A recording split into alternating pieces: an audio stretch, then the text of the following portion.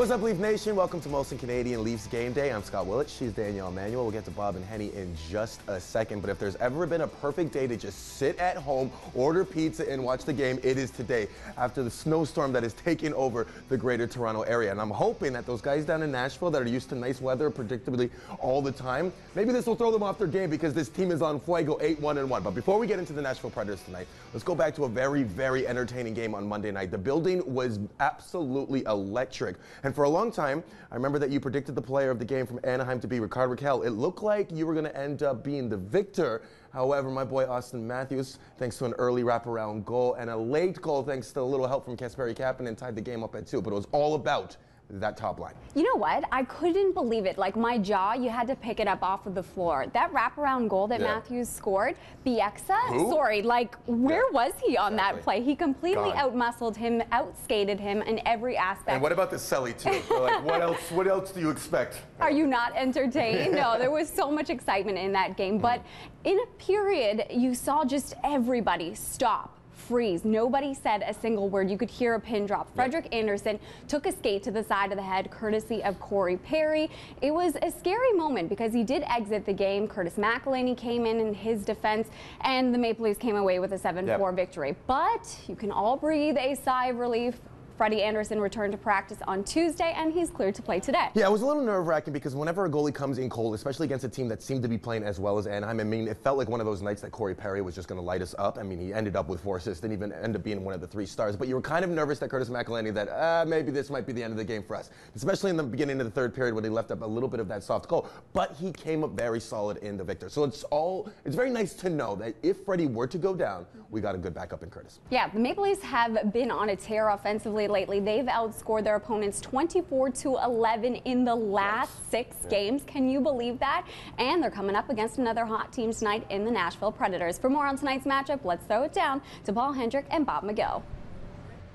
Scott and Danielle, thanks very much. And Bob, the Leafs enter this game here tonight with just 71 man games lost to injury. If there's a player this team can ill afford to lose, some would argue Austin Matthews, others would argue the goaltender Frederik Andersen. Freddie is ready. He's good to go here tonight. That's terrific news. It's fantastic news. There's no doubt about it. And, you know, I'm sure if you polled a lot of people around Toronto here in Leafs Nation who the MVP of the club is, to this point of the season, many would say Frederik Andersen. So for having him ready to play here tonight after that skate to the back of the head by Corey Perry on Monday evening, that spells good things here for the Maple Leafs, and I'm sure he's looking forward to the challenge of being able to take on this Nashville Predators team here tonight because they're a high-flying team right now. Well, up front, it's about offense for the Maple Leafs. 21 times this season, they have scored 4 or more goals. It's going to be difficult here tonight. Nashville brings not only great defense, they've got a pretty good goaltender as well. Well, they really do, as Pekka Rinne has won 8 consecutive games, and they are a club right now in front of him that are putting some goals in also. They've 15 goals in the last 3 victories for the hockey club, and obviously they come in feeling pretty good about themselves, so this is going to be a real tough matchup here for the Maple Leafs tonight. Well, the Leafs don't see Nashville often, in fact, just twice a season, but if a player certainly knows about this Nashville team, it would be Ron Hainsey, who on behalf of Pittsburgh last spring won a Stanley Cup as they defeated the Nashville Predators. It's another top team. You know, they have a extremely gifted, high-paced defense that's up in the play, creating havoc, creating confusion. And then obviously some great forwards who can make plays. So it's another big challenge. You know, it's the team that went to the Stanley Cup final. So we'll have, you know, and obviously a great goalie too. So we'll have plenty of our work cut out for us here this evening to get the win. As a Toronto group, to get a forecheck established and try to get some offensive zone time? I mean, obviously it's better for them to be in their zone than ours, so I mean, we got to make sure we start a heavy forecheck early and making sure that we're making it hard on them to try and during the rush, or if they do that, they're going to be tired on the way back. So it's going to be a big key to us tonight, is getting that puck in and trying to work them down low. Look at that last game where everyone's kind of getting in on the scoring, it seems. Is that a game that builds some confidence for you guys going into face a tough team like Nashville?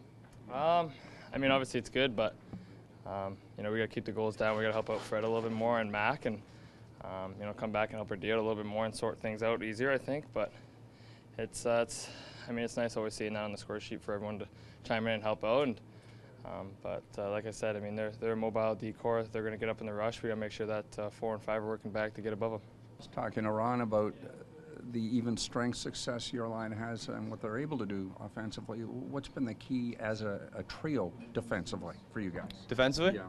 I think it's just our play away from the puck. I think that's really important, is what you're doing away from the puck in order to get the puck back. And I think Austin's been doing a great job down low, and that helps a lot for us to get the puck back. And then we're just trying to use our speed to get behind D and get pucks back. A projected lineup for the Maple Leafs here tonight following this morning's optional skate. It looks like they will go with the same lineup that beat Anaheim on Monday night. Austin Matthews, by the way, has 10 points in his last 8 games, and on the point, a red-hot Jake Gardiner has 13 assists in his last 9 games. Tonight's starting goaltenders, Frederik Andersen will make the start tonight despite taking a Corey Perry skate to the head on Monday night. He is 6-1 lifetime against Nashville, and Pekka Rinne will start for Nashville. The 3-time Vezina finalist has won 8 consecutive games and has a .932 save percentage during that stretch. Game time tonight on Sportsnet, 7:30. Joe and Jim will have the call on radio on TSN 1050 Toronto. Scott, Danielle, Bob, and I, of course, will be back at 6:30 here on Leafs Nation Network. That with the Molson Canadian Leafs Game Day show. Leafs Nashville tonight from the Air Canada Centre.